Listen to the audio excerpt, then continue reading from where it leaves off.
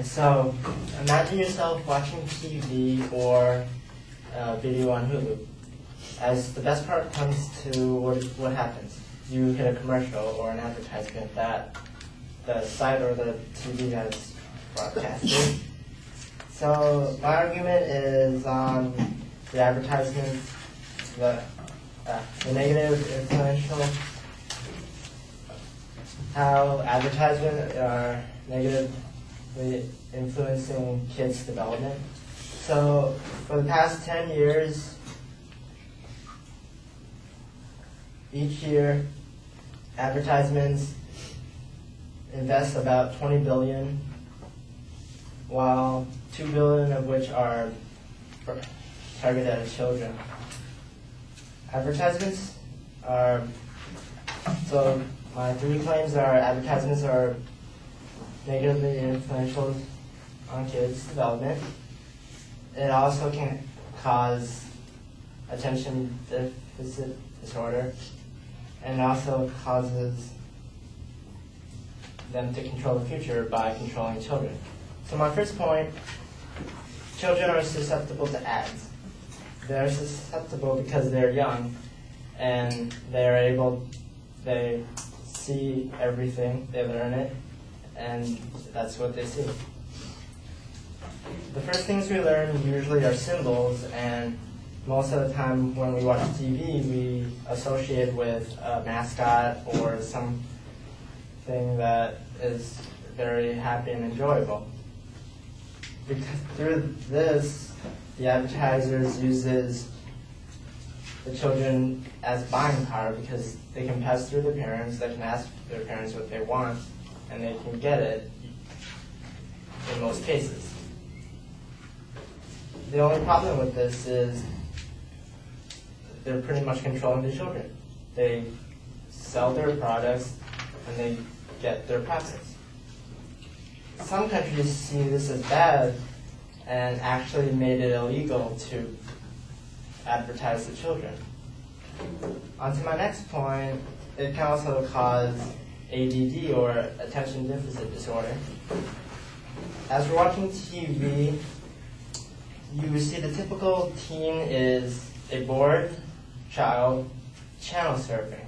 And many people see this as they're unfocused because they can't stay on one channel. All they do is to surf, oh, they don't like this, so they change the channel. And while medicinally, people think of this as ADD because they can't focus. So what did people do? They develop drugs to help you focus. But what are you focusing on? Usually you're focusing on something you don't like, or such as an ad.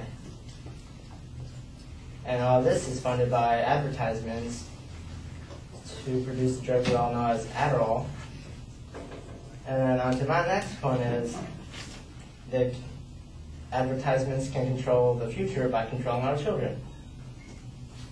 As we all know, children are the future. They start out fresh, they have many years to come, and such as they can also develop loyalty to what they like, what they want, and this can lead to brand loyalty. So everyone wears typically one type of brand or what people give them. And when you start wearing a brand, you get used to it. If you get used to the brand, you will want to wear more and more, or other brands will feel less comfortable, less to your liking, less to your appeal. So you will want this brand more. And people seeing you wear those brands either want them, or if they're trying to give you a gift, they will give you an item in that brand. And to wrap it up, advertisements can cause negative effects on the development, can cause a disorder known as ADD, and can later control the future by controlling what we buy. Thank you.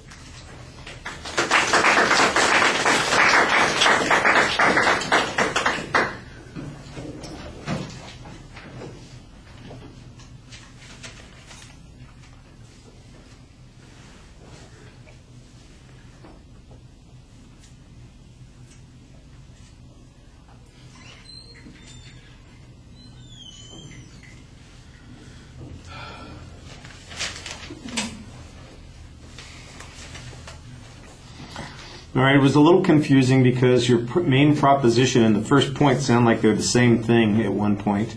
When you get to the secondary issues, you do lay them out and you state them pretty clearly, although the phrasing on them is a little bit awkward.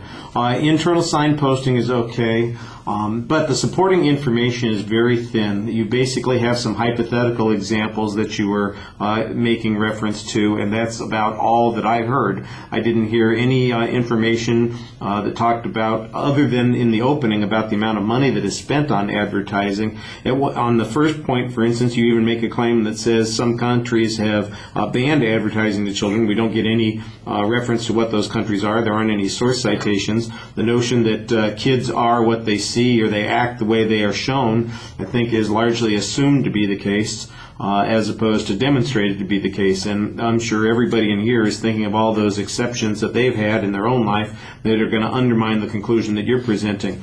The same thing on the second point. This whole link to ADD is it's channel surfing. What's that got to do with the advertising? Is it because they're advertising that they're doing channel surfing? Is that, and that's what gives them ADD, or is it the other way around? Here's a perfect example of which is the cause and which is the effect. We're going to be talking about that when we talk about the reasoning issue, and why would it translate to other actions and behaviors, and the relationship to the drug that has been developed to address ADD seems to be pretty much spurious. You have no data or no reason to believe that it's connected, except that people are blaming television watching, in particular, I guess, because they do channel surfing because of the commercials, that's what gives them the ADD. But I didn't hear any evidence to suggest that that's the case. So I think it's very problematic. I'm still trying to figure out what the problem is with brand loyalty, and especially if people are given gifts and they like them and it's a product that they enjoy, why wouldn't they become brand loyal? What's that got to do with advertising and controlling people's actions and behaviors?